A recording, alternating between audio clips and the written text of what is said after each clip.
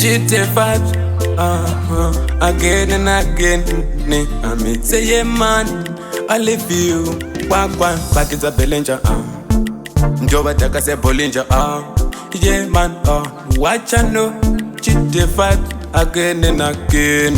Ntoma enemies, vanhu ava avasimbise redu patani, vanonyarara nyango kati Wagwani, ndo vanofamba vachititipisa va mamero.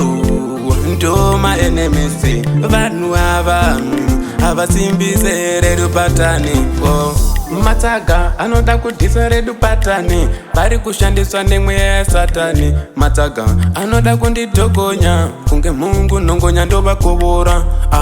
Ndatsumudza musoro ini kunge Mungu ndichifambira mudenga sezvinoita chapungu. Chide vibe again again. Ntoma enemies, vanhu ava avasimbise redu patani, vanonyarara nyango kati Wagwani, ndo vanofamba vachititipisa va mamero.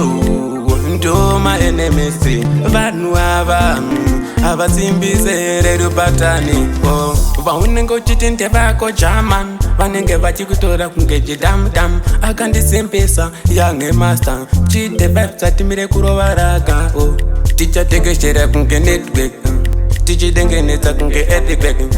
Chipo ichi achisi chokutenga, vanotisa ava ndati vanopenga. Ntoma enemies, vanhu ava avasimbise redu patani, vanonyarara nyango kati Wagwani, ndo vanofamba vachititipisa va mamero. Ntoma enemies, vanhu ava avasimbise redu patani. Chide vibes, music again. I miss you, man. ALIVILLE, ALIVILLE. Watch I know. Big up every ghetto youths. Wagwani, I'm Chide vibes.